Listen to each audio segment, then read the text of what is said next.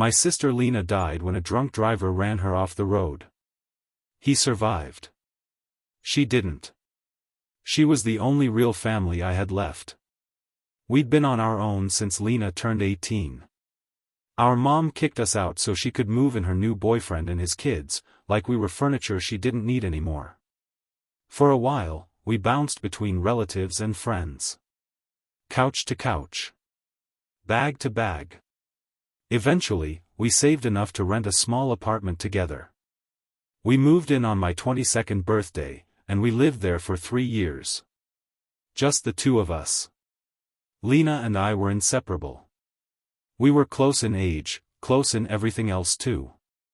Same hobbies, same music, same late-night habits. When she died, it felt like someone tore a hole straight through my life. There was no one left to watch movies with at 3 a.m., no one stealing my clothes, no one laughing in the kitchen anymore.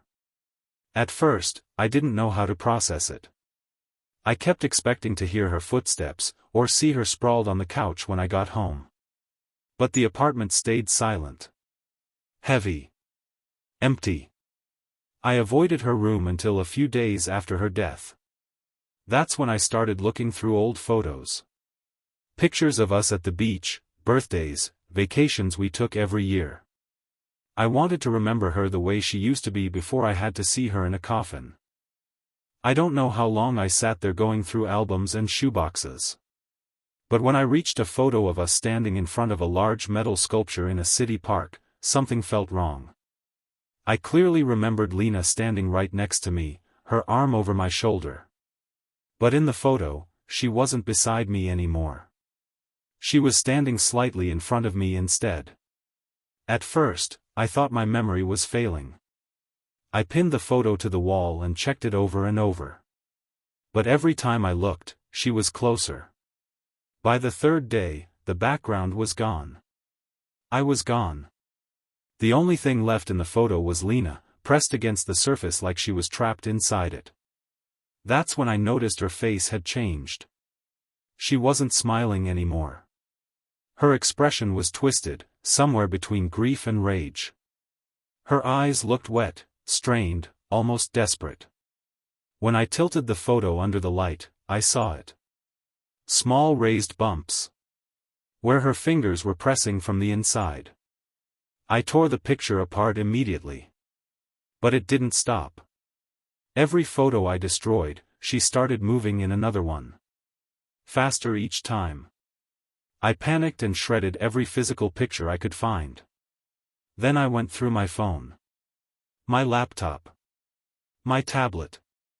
Everything. I hesitated before deleting the last image of her. It was taken a few days before she died. She was in a friend's pool, pulling a stupid face at the camera. As I stared at it, the image shifted. Lena was climbing out of the pool. Her face was furious. Like she knew this was her last chance.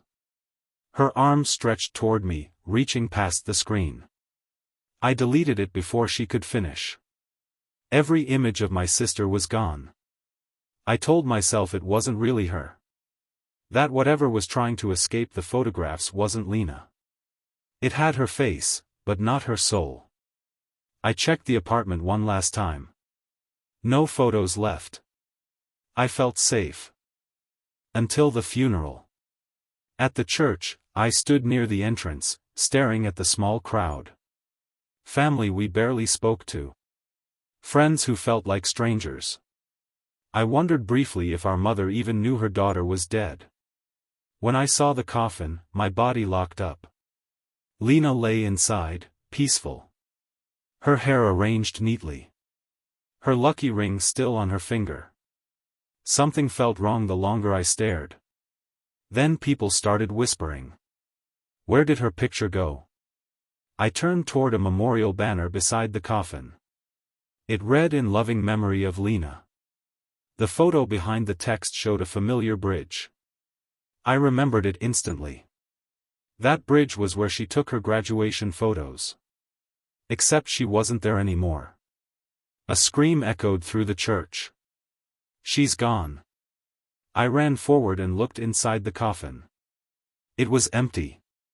Lena had finally made it out.